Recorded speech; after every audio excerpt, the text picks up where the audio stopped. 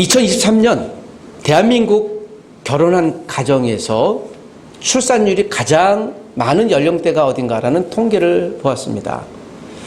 20대, 30대, 40대 중에 40대가 가장 많은 결혼, 출산율을 가졌다. 즉 40대가 1위입니다. 한국에서는 지난해 시대의 변화를 느끼게 됩니다. 여러분 40대가 대수겠습니까? 여러분 성경에서 보면 아브라함의 부인 사라는 몇 세에? 90세에 아들 낳았습니다. 참 이걸 보면 신비하죠. 한나도요 아주 수십 년간의 기도 가운데 아들 사무엘을 낳았습니다. 자, 이렇게 보면 출산은 모든 가정에게 주신 전 하나님의 축복이고 복이고 은혜라고 봅니다. 결혼을 했을지라도 언제 우리가 자녀를 할지 모르잖아요. 그건 카이로스의 시간이죠. 결혼 전에는 우리가 지금 만나고 있는 자녀, 이 자녀, 앞으로 또 우리가 결혼해서 자녀를 생산할 때 내가 어떤 자녀를 만날지 아세요? 모르세요? 모르죠. 우리가 기대하고 소원은 하지만 그러나 그 자녀를 볼 때 얼마나 소중하고 기쁜지 모르겠습니다. 우연히 내 자녀가 나의 자녀인 것처럼 생각하지만 하나님은 우연을 가장한 이것을 카이로스의 시간이라고 하지 않습니까? 우리의 지금의 만남도요, 여러분, 우연이 아닙니다. 여러분 이 자리 예배당에 와서 예배하게 된 여러분들은 우연이 아니에요. 옆에 계신 분들을, 뒤에 계신 분들을 볼 때 처음 뵙겠습니다 하지만 이것을 우리가 하나님 안에서 계획된 우연이라고 이야기를 합니다. 하나님의 필연이라고 볼 수 있는 것이죠. 그러니까 우리는 좀 만났어야 돼요. 하나님의 필연으로 우리를 만나게 하십니다. 이것을 하나님의 섭리라고 하죠. 하나님의 계획 따라 우리가 살아가게 된다는 것입니다. 그리스도인들의 크고 작은 성공과 실패의 모든 것에도 여러분 하나님의 계획이 있는 줄 믿습니다. 세상에 우연은 없습니다. 자, 오늘 본문도 하나님의 필연에 관한 이야기입니다. 자, 오늘 이 느헤미야서의 본문은 하나님 성전 재건의 약속이 성취된 이스라엘 백성들이 또 하나님의 징계를 받고 그들이 나라를 잃고 나서 다시 성전을 세우고 건축하고 그 하나님의 약속이 성취된 152년 그 다음 해의 이야기입니다. 그러니까 153년째의 스토리 이야기죠. 이 느헤미야에서 우리가 배우는 몇 가지 메시지 가운데 느헤미야와 말라기서는요 거의 동시대 사람들입니다. 느헤미야는 총독이었습니다. 성경에서는 그를 성벽 재건의 위대한 사역자로 하나님이 사용하고 계신 것을 보게 됩니다. 자, 오늘 이제 구약 성경이 거의 끝날 때쯤에 여러분 성전이 다시 재건, 리빌딩 됐으니까 얼마나 희망이 가득 차 있었겠습니까?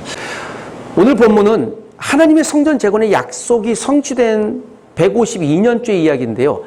제가 이 성경 느헤미야를 보면서 13장 3절까지는 기록될 만해요. 그런데 4절부터는 사실 새드 스토리, 그 슬픈 이야기일 수 있습니다. 느헤미야가 이제 하나님의 일들을 감당합니다. 우리가 알고 있는 대로 성벽 재건을 하지 않습니까? 성벽 재건하는데 그 재건이 쉬웠나요? 얼마나 많은 대적이 있었는데요. 내외적으로는 산발락과 도비아 같은, 그리고 느헤미야는 최소한 5번을요 테러 위협을 당했어요. 살해 위협을 당했습니다. 그런데도 느헤미야는 담대하게, 그리고 자신이 총독으로서 지금으로 얘기하면은 도지사쯤 될 거예요. 그 역할을 하면서 월급도 받지 않았습니다. 그러니까 정말 자발적으로 하나님이 주신 소명을 감당했던 것을 우리가 보게 됩니다. 그럼에도 느헤미야가 얼마나 여러분 피곤을 느꼈겠습니까? 피곤함에도 불구하고 여러분 아무리 인간적인 피곤함이 있어도요 나는 그래서 잠을 자거나 손을 놓을지라도 하나님의 역사는 피곤하지 않아요. 하나님은 피곤을 느끼지 않습니다. 계속 진행될 뿐입니다. 그래서 여러분 내가 피곤할 때 힘들 때요 누구를? 하나님의 도움을 간구하셔야 될 줄 믿습니다. 하나님 나를 도와주시옵소서. 내가 피곤합니다. 힘이 듭니다. 도와주시옵소서. 그렇게 해주시길 부탁드립니다. 자, 13장이 마지막 스토리라고 본다면 13장의 결론은 10, 11, 12장의 앞에 있는 내용의 최종 결론이라고 볼 수 있습니다. 자, 이해를 돕기 위해서 각 장마다 내용을 좀 짤막하게 여러분께 요약을 해드리겠습니다. 10장은요, 유대에서 이스라엘에서 자발적 믿음 개혁이 일어납니다. 이제 성벽을 완성하니까요, 여러분. 성전도, 이게 템플, God's 템플, 하나님의 템플이 완성이 되고, 그 예루살렘 성벽을 만드니, 이제 이것이 완성되니까 성전도 안전하게 지키게 되었습니다. 얼마나 감사했겠습니까? 느헤미야 10장 37절 보면 우리 하나님의 전에 여러 방에 두고 또 우리 산물의 11조를 레위 사람들에게 주리니, 여러분 이건 굉장히 중요한 메시지인데 무엇이 회복이 되는 겁니까? 11조. 11조는 무엇입니까? 내 소산물의 10분의 1을 하나님께 드리는 거예요. 그 용도는 성전 기능과 함께 더불어 레위인들, 제사장들의 먹고 사는 생활 양식을 제공해 주는 것이었습니다. 자, 우리 산물의 11조를 레위 사람들에게 주리니 또는 주리라 라고 하신 말씀은 무엇입니까? 무엇이 회복된 것입니까? 예루살렘 성전 기능이 이제 회복이 됐다는 걸 의미하는 거예요. 기능이 회복됐다는 건 기능이 멈춰졌기 때문이죠.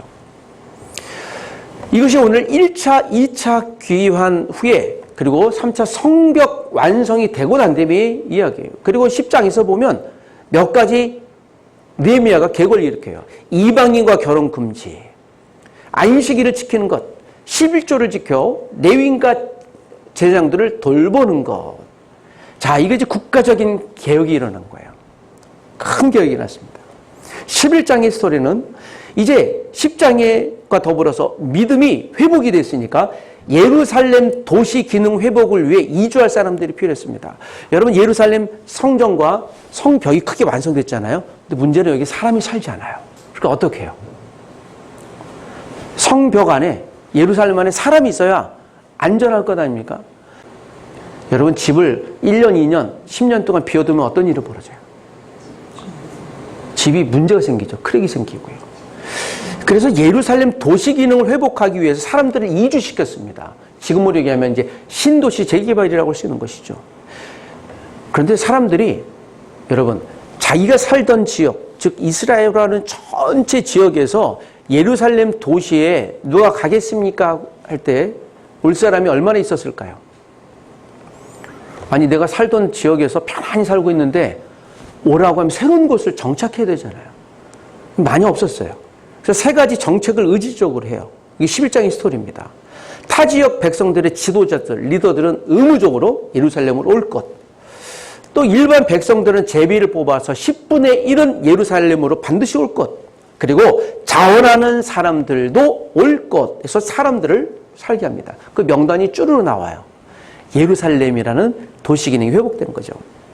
12장은 예루살렘에 거주할 이제 제사장, 레위인, 문지기 명단이 나와요. 이 명단은 어떤 명단입니까? 예배 회복이 된 명단이에요. 그래서 여러분, 여기까지 보면 성전 기능 회복, 또 예루살렘 도시 기능 회복, 예배 기능 회복이 됐으므로 정말 판타스틱한, 아주 아름다운 하나님 나라가 회복된 거예요. 그래서 12장 여기서 마침표 딱 찍고 끝났어야 됩니다. 그러나 여러분, 느헤미야는 13장 한 장이 더 반전의 장으로 우리에게 남아 있습니다.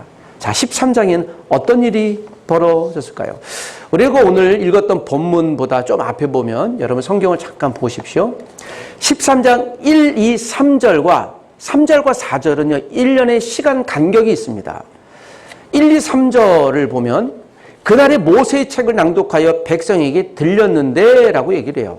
그래서 12장부터 13장 1, 2, 3절은 같이 가요. 성벽 낙성식, 봉헌식이라고 볼 수 있는 거죠. 이제 우리가 12년간의 느헤미야가 사역을 마치고 52일 동안 열심을 다해서 성벽을 완성시키고 또 많은 사람들을 도시기능을 회복시키기 위해서 이주시키고 레위인 또 예배도 회복시켰으니 아주 기쁨의 예배를 드려요. 이것 오늘 13장 1, 2, 3절이에요. 사실 여기서 느헤미야서가 맞춰야 되는데 4절부터 놀람의 책으로 있습니다. 연대를 얘기해보면 BC 433년까지가 요 13장 3절까지 스토리예요. 다음에 BC 432년에 그러면 어떤 일이 있었을까요? 느헤미야가 12년에 자기 사역을 마치고 다시 페르시아로 돌아가요. 그러다가 1년 만에 다시 와요. 왜 다시 왔을까요? 이것이 우리가 오늘 제가 놀람의 책, 긴장하며 읽어야 할 책이라는 메시지를 여러분께 드리는 것입니다. 여러분 이제 성령 기능이 회복됐으니 얼마나 이들이 기뻐했을까요? 그나마 도시 기능이 회복됐으니 이제 편안하고 안락한 삶을 또 하나님을 예배하는 삶을 사는 믿음의 도시로 되지 않았겠습니까? 오랜 동안 사랑했던 사람과 결혼을 했어요. 여러분 얼마나 행복하겠습니까? 매일 아침에 부인이 남편이 또 출근하는 내 배우자에게 밥을 내주고 사랑해주고 또 전화해주고 얼마나 좋겠습니까? 이걸 우리가 신혼기간이라고 합니다. 그래서 너무 좋은 거예요. 그냥 좋은 거예요. 자 이렇게 보면 지금 이스라엘 백성들은 하나님과 다시 신혼이 시작이 된 거예요. 다시 시작이 된 거예요. 1년 뒤에 반전이 일어났습니다. 반전이란 건 뭐예요? 하나님의 기대와는 느헤미야의 기대와는 다른 일이 벌어져요. 어떤 일이 벌어졌겠습니까? 자 13장 4절에서 14절까지의 내용이 나오는데요. 이 주제는요 타락이에요. 여러분 13장 3절까지가 하나님을 찬양하고 회복이 된 이야기로 맞췄어야 되는데 4절부터 14절까지 내오면 이런 말이 있어요. 여러분 4절 한 번만 더 읽어봅시다. 이게 중요한 한 가지 사건이 일어납니다. 13장 4절 시작. 이전에 우리 하나님의 전에 방을 맡은 제사장 엘리야십이 도비야와 연락이 있었으므로 자 도비야의 이름을 여러분 기억해 주십시오. 도비야. 이 도비야는 느헤미야가 성벽 건축할 때 계속 방해했던 인물로 등장하기도 합니다. 자 그런데 보세요. 3절에 이 성벽이 또 성전 기능이 회복돼서 놀랍게 하나님을 예배하는 도시로 거듭났다고 얘기했지 않습니까? 그런데 왜 도비야 갑자기 생뚱맞게 이름이 등장하죠? 이 도비야는 악당입니다. 그런데 이 도비야가 엘리야십이 도비야와 연락이 있었으므로 엘리야십은 누굴까요? 대제사장이에요. 모든 기능을 맡는 대제사장이 누구와? 도비야와 연락이 있었다. 연락이 있었다라는 말의 원어 뜻은요. 친밀했다. 또 은밀한 이야기도 나누는 사이 그 정도의 단어예요. 그러니까 친한 거예요. 그래서 5절에 이 사건이 일어나죠. 도비야를 위하여 한 큰 방을 만들었으니 그 방은 원래 이 방은 어떤 원래? 소재물 유향 그릇과 또 레위 사람들과 노래하는 자들과 문지기들에게 11조로 주는 곡물과 새 포도주와 기름과 또 제사장들에게 주는 거제물을 두는 곳이라 그래요. 즉 제사장들이 예배할 때 쓰는 방, 성전 안에 있는 방이에요. 이 방을 누구에게 준 거예요? 저는 이 성경 읽을 때 갑자기 눈이 퍽 났어요. 성전에 이 사람을 도비야를 위해서 차라리 엘리야십이 자기 방을 두었으면 이해가 조금이라도 될까 하는데요. 그런데 여기서 한 큰 방이라고 했잖아요. 이 한 큰 방은 여러 개의 작은 방을 통으로 벽을 터서 만든 방이에요. 그러니까 굉장히 큰 방이라고 할 수 있죠. 여러분, 엘리야십이 왜 도비야에게 이 한 큰 방을 주었을까요? 그 이유는 자, 제가 친밀했다, 친밀한 관계였다 그러지 않습니까? 예루살렘 성전, 예루살렘 안에서 권력을 행사했던 도비야가 권력자였습니다. 여기서 권력을 제대로 행사하기 위해서는 유대인들을 설득해야 돼요. 그들과 친밀하게 지내야 돼요. 그 친밀하게 지내기 위해서 제사장과 함께 소통이 된 거죠. 여러분, 우리가 누군가 친하다고 하는 것은 뭐 좋은 거 아닌가요? 그래, 여기 하나님의 메시지는 그런 거예요. 아무나 친하게 지내지 마십시오라는 첫 번째 메시지입니다. 누구든지 사랑의 대상이긴 하지만 모든 사람을 사랑해서는 안 되는 거예요. 예수님도 12 제자를 사랑했지만 그 12 제자 중에 가룟 유다는 예수님을 사랑하지 않고 팔아먹었어요. 사단의 앞잡이가 된 거죠.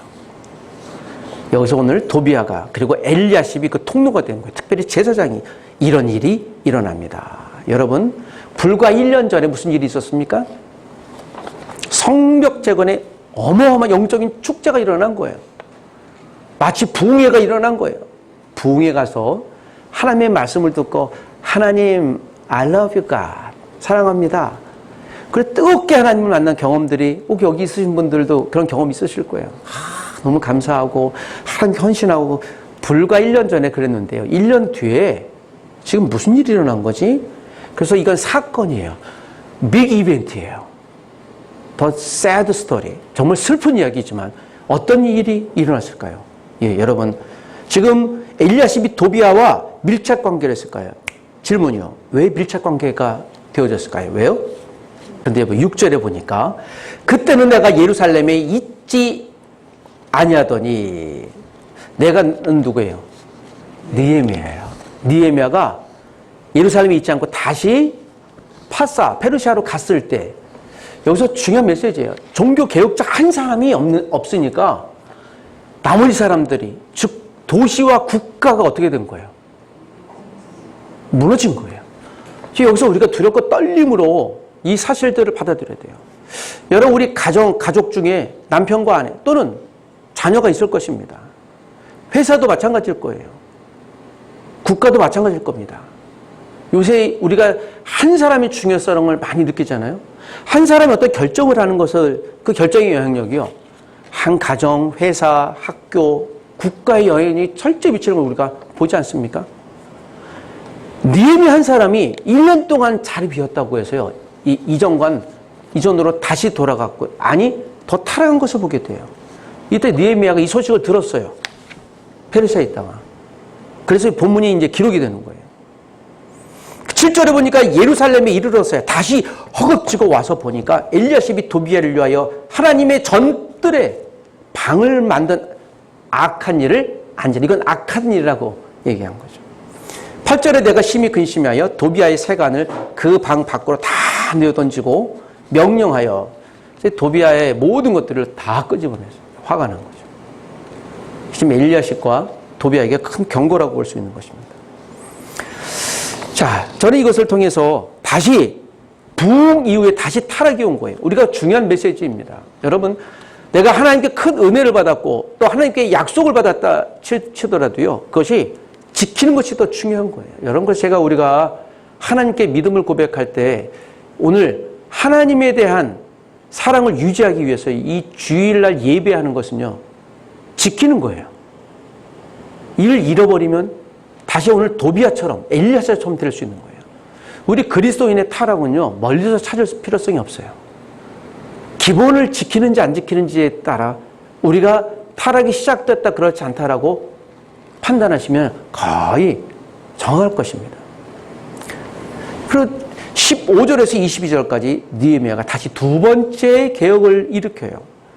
자, 15절 보니까 이런 말씀이 있습니다. 제가 읽어보겠습니다. 그때에 내가 본즉 유다에서 어떤 사람이 안식일에 술투를 밟고 곡식단을 나귀에 실어 운반하여 포도주와 포도와 무화과와 여러 가지 짐을 지고 안식일에 예루살렘에 들어와서 음식물을 팔기로 그날에 내가 경계하였고. 이것은 무슨 이야기입니까? 그때에 그러니까 내가 다시 돌아서 보니까 유다에서 즉 예루살렘에서 어떤 사람이 안식일에 술투를 밟고 곡식단에 나귀를 운반하고 포도주를 하고. 이 당시 이제 포도주는 중요한 비즈니스였거든요. 그러니까 안식일에 즉 하나님의 사람들이 지금 무엇을 범하기 시작한 거예요? 안식일. 여러분 1년 전에 어떤 일이 있었다고요? 안식일 회복할 뿐만 예배 회복이 됐잖아요. 1년 뒤에는 어떻게 됐습니까? 예, 안식일에 이분들이 비즈니스 하러 난 거예요. 교회 예배당에 나와서 이제 저 보험 하나 드실래요? 예, 오늘 좋은 어떤 비즈니스가 있는데 물건이 있으니까 오늘 예배 끝나고 여기 가실래요? 비즈니스 하기 시작한 거예요. 그 무엇이 파괴된 거예요? 예배하러 나온 목적이 무엇입니까? 돈. 비즈니스가 목적이 된 거예요. 이제 본심이 드러난 거죠. 그 16절에 두로 사람이 예루살렘에 살며 물고기와 각양 물건을 가져다가 안식일에 예루살렘에서도 유다 자손에게 팔기로. 자, 이제 예루살렘 성이 무슨 도시가 된 거예요? 국제 비즈니스 도시가 된 거예요. 예배 도시가 아니라 불과 1년 만에. 제가 시간을 자꾸 강조하는 거예요. 1년 만에 152 102년, 160년 만에 다시 예배가 회복이 돼서 하나님의 은혜를 입었지만 불과 1년 만에 타락할 수 있는 거예요. 우리도요. 우리는 어떠했겠습니까? 17절에 보니까 내가 유다의 모든 귀인들을 꾸짖어 그들에게 이르기를 너희가 어찌하여 이 악한 일을 행하여 안식일을 범하느냐. 귀인들은 누구예요? 리더십들 그리고 제사장들을 얘기하는 거예요. 이들이 먼저 악한 일을 한 거예요. 여러분 이 시대에 우리가 율법 시대에 살지는 않아요. 그러나 이것을 빗대어 보면 여러분 예배당에 나오면서 내가 해야 될 비즈니스와 사업이나 어떤 내가 일상의 일들에 집중하고 있다면 우리가 심각히 한번 내 영혼에 질문을 해봐야 돼요. 나는 하나님의 말씀을 붙들고 살고 있는가? 내 안에 성령님이 정말 계시나? 예수님이 나를 위해 십자가에 죽으신 걸 내가 믿고 있나? 이 질문 우리가 고백해야 돼요. 이 질문이 우리가 동의가 안 된다면 우리가 하나님 앞에 다시 내 영혼을 점검해달라고 다시 맡기는 작업이 필요해요. 그래서 이 질문을 우리가 다시 할 수 있죠. 나는 교회에 왜 나오나? 나는 그리스도인이 맞나? 내 안에 성령님은 계시나? 두로 사람들이 피니케 사람들이에요. 그러니까 장사의 대명사들이에요. 예루살렘에 이런 사람들이 올 수 있어요. 오는 건 자유예요. 그런데 여러분, 이들이 예루살렘에 왔을 때 오히려 복음의 대상자로 삼아야 되잖아요. 그런데 오히려 복음의 대상자가 아니라 이들과 함께 거래하고 이들과 함께 즐기기, 엔조하기 시작한 거예요. 마치 오늘 주일 예배 마치고 2부 순서로 저 홍대 앞에 가서 클럽에 가자 해서 열심히 추는 것과 다를 바가 아니에요. 여러분, 주일은 주일로 우리가 엄청 집중하시길 부탁드려요. 1년 만에 시속 300km KTX 속도로 이들이 타락했어요. 참담한 거예요. 그 느헤미야가 죄송한데 좀 속된 말로 눈이 돌아간 거예요. 그 뒷목 잡고 온 거예요. 느헤미야가 고혈압으로 안 쓰러진 게 다행이에요. 그가 어떻게 목숨을 걸고 이걸 도시를 지켰는데 회복됐는데 그리고 불과 1년 전에 하나님 감사합니다 그랬는데 불과 1년 전에 자 그리고 드디어 23절부터 오늘 우리가 읽었던 마지막 절까지가 오늘 결론과도 같아요. 다시 개혁을 일으켜요. 두 번째 개혁입니다. 이 개혁의 내용을 여러분 잘 붙드시기 원해요. 23절에 보니까 어떤 내용이요? 자 다시 한번 23절 24절 두 절을 읽어보겠습니다. 시작. 그때 내가 또 본즉 유다 사람이 아스돗과 암몬과 모압 여인을 맞아 아내로 삼았는데 그들의 자녀가 아스돗 방언을 절반쯤은 하여도 유다 방언은 못하니 그 하는 말이 각 족속의 방언이므로. 그때에 다시 돌아와서 보니까 여러분 1년 만에 일이 일어난 거예요. 1년 만에 유다 사람이 아스돗 사람과 암몬과 모압 여인을 아내로 맞았다. 모압과 암몬은 어떤 종교를 믿는 종? 그 치욕스럽고 최악의 종교인 몰렉이잖아요. 자녀를 불러 태우는 종교. 자녀를 불러 태우는 종교, 모압, 암몬. 그들을 아내로 맞은 거예요. 그런데 보세요. 이스라엘의 자녀가 아스돗 방언은 하는데, 그 말은 하는데, 유다 말은 못해요. 말을 못한다는 건 어떤 의미입니까? 소통이 안 되는 거잖아요. 우리 부엉자매님, 혹시 내 얘기가 잘 이해가 돼요? 물론 뭐 쉽지는 않을 거예요. 한국 분들도 처음 오면 성경을 잘 모르잖아요. 이것은 무슨 의미일까요? 여러분, 언어가 안 되니까 안 되면 무엇이 안 되는 거예요? 소통이 안 되는 거예요. 너무 단순해요. 소통이 안 되면 뭐가 안 되는, 그 사람과의. 뭐가 진전이 없습니까? 관계가 진전이 없죠, 당연히. 의미가 없는 거예요. 그러니까 내가 대화하는 사람들과 친하고 그들이 먹고 마시고 생각하는 걸 공유하는 겁니다. 이스라엘 방언을 못했다는 건 뭐예요? 하나님을 잊어버렸다는 것과 똑같은 거예요. 여러분, 자녀 교육은 누가 시키죠? 그 얘기를 하는 거예요. 너희 부모들이 지금 뭐 하고 있냐예요. 왜 하나님 말씀 가르치지 않았냐 얘기하는 거예요. 불과 몇 년 만에? 1년 만에. 우리의 타락은요, KTX가 아니라 우주선 속도로 나갈 수 있어요. 왜 느헤미야 마지막 절 하필이면 이야기지? 왜 13장 3절에 안 맞히지? 이거 우리의 본성을 드러내고 있는 정말 심각한 말인 거예요. 25절에 보니까 내가 그들을 책망하고 저주하여 그들 중 몇 사람을 때리고 그들의 머리털을 뽑고, 제가 이걸 보면서 지금 느헤미야가 분노 조절 장애가 왔구나. 그러니까 사람들이 있는 데서요, 자, 수염을 뽑고요, 머리털을 뽑아요. 이게 무슨 얘기예요? 유대인들이 가장 치욕스러운 행동을 해요. 모든 사람들이 있는데 마치 이걸 상상을 해보면 느헤미야가 눈이 화가 나서 이리와 해갖고 머리털을 그냥 팍 잡아뜯고 그냥 수염을 뜯고 그냥 화를 내는 거예요. 그래서 제가 지금 좀 점잖게 표현했는데 그렇게 화를 내는 사람 아닌데, 느헤미야가 이제 이렇게 화를 내는 거. 여러분, 왜 이렇게 화를 냈을까요? 느헤미야가 처음으로 행동으로 화를 낸 거예요. 왜 그랬을까요? 26절에 보니까 또 이르기를 옛적에 이스라엘 왕 솔로몬이 이 일로 범죄하지 아니하였느냐. 자, 여기서 누구를 소환해요? 솔로몬 소환한 거예요. 아까 모압과 암몬 여인 얘기하면서요, 지금 솔로몬 얘기를 해요. 여러분이 이따가 BC 432년이잖아요. 솔로몬이 언제 왕이 됐습니까? BC 970년이잖아요. 불과 지금 몇 년 전에, 약 500년 전의 이야기를 소환을 하는 거예요. 무엇입니까? 지금 정확히 540년 전의 이야기를 소환하면서요, 여러분, 솔로몬 왕이 우리에게 지금 칭찬받습니까? 그게 못된 왕으로 우리가 알려져 있잖아요. 그래서 여러분, 솔로몬이라는 이름 지은 분이 제가 이야기를 하고 영어로 이름 바꿨어요. 바꿨다고 그러더라고요. 그 솔로몬은 악한 왕의 대명사예요. 그 처음에 하나님이 주신 지혜를 자기 욕망의 통로로 사용한 아주 대명사로 볼 수 있죠. 말년에 회개하면서 간신히 그래, 우리가 하나님 사람들 회개하면 이렇게 쓰임받을 수 있다라는 사람으로 남겨져 있긴 합니다만, 그 솔로몬이 이스라엘을 망가뜨리는 아주 악당의 주범이에요. 다시 소환하는 거예요. 느헤미야가 솔로몬이 얼마나 악당이었는데라고 다시 한번 확인하는 거예요. 솔로몬이, 우리의 선조가 하나님이 주신 지혜를 엉뚱하게 사용하고 정욕으로 사용하고 천명의 여인을, 이방 여인을 삼한 걸 왜 기억 못하느냐. 여러분, 느헤미야는 지금 540년 전에 역사를 끄집어 오는 거예요. 하나님의 역사를 잊은 민족에게 하나님의 미래는 없다는 걸 얘기를 하는 거예요. 역사를 잊은 민족에게 미래가 없는 거예요. 여러분, 역사를 잊어버리면요, 혼합이 돼요. 솔로몬이 범죄한 것을 얘기를 하는 겁니다.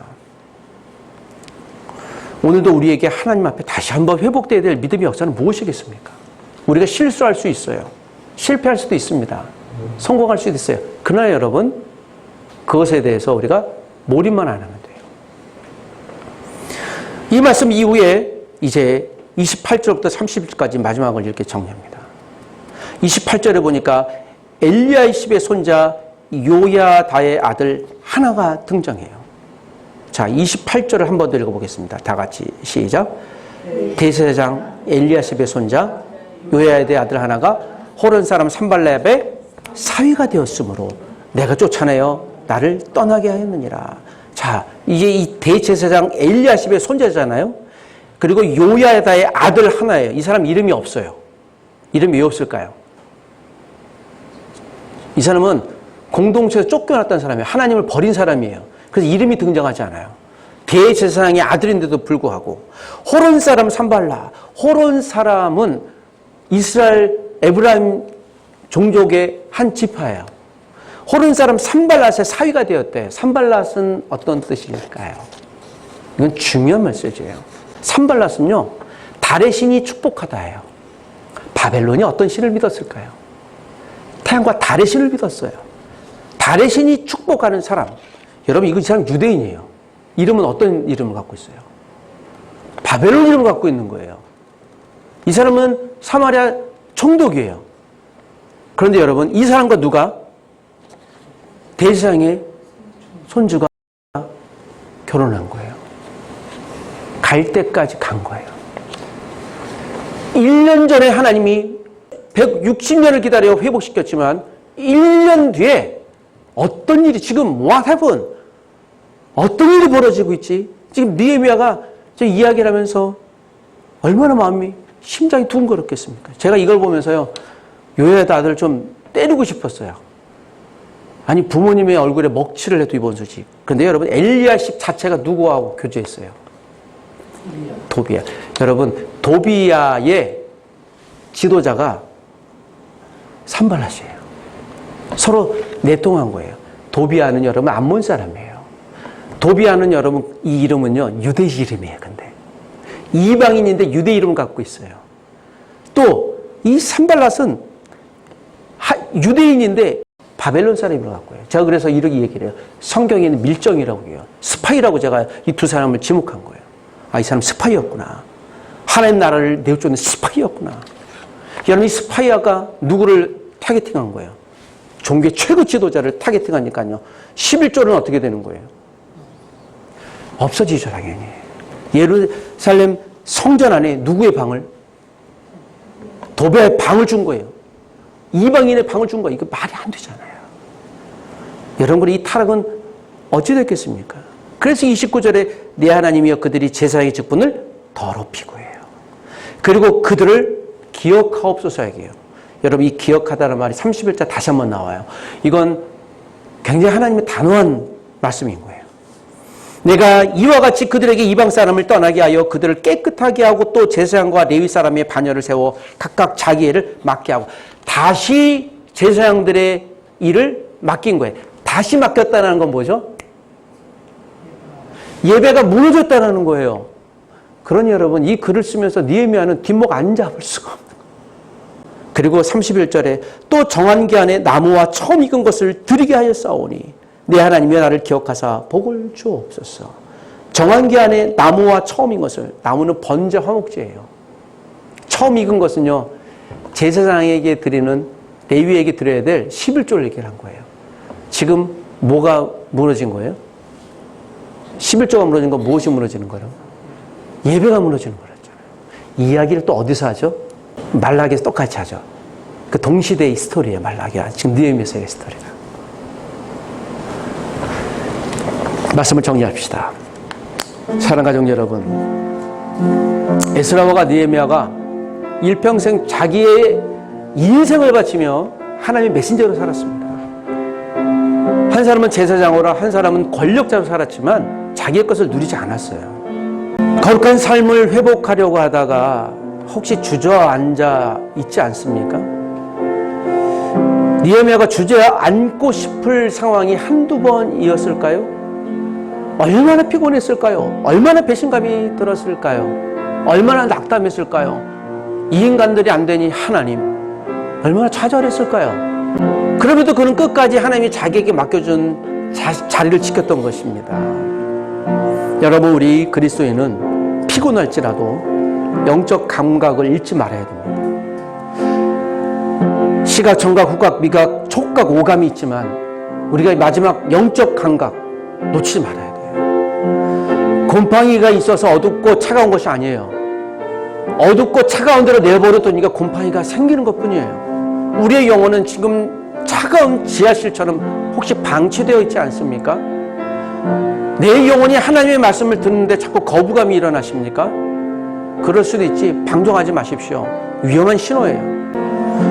하나님 말씀에 충만한 임재가 있을 때, 이게 들을 때요, 내가 반응하는 거예요. 아, 나 왜 안 되지? 하나님의 사랑의 표현입니다. 여러분, 우리는 하나님과 혼인한 거룩한 신부예요. 하나님이 신부된 여러분, 하나님과 결혼 생활은 안녕하십니까? 하나님과 결혼 생활은 평안하십니까? 기도하십시다. 사랑하는 주님, 느헤미야처럼 내 영혼, 우리 가족, 이 민족의 영혼에 하나님 말씀의 문을 두드리는 하나님의 사람, 교회가 되게 하여 주옵소서. 주님, 느헤미야를 통해 말씀하시는 하나님의 소원을 이루는 통로가 되기를 원합니다. 내 육신의 피곤함이 차올라 내가 좌절하고 넘어질지라도, 내 육신이 노쇠질지라도 하나님이 충만히 일하심을 말씀으로 우리에게 보여주셨으니 환경보다 능력보다 하나님을, 또 하나님의 말씀을 바라보게 도와주시고 우리의 자녀들이, 내가 섬기는 모든 이들이 하나님 생명의 말씀으로 성장하고 혹 회파되고 무너진 곳이 있다면 다시 일어나 하나님의 사랑 가운데 거하게 도와주시고 말씀의 깊은 은혜 가운데 거하게 하여 주시옵소서. 예수님의 이름으로 기도합니다. 아멘.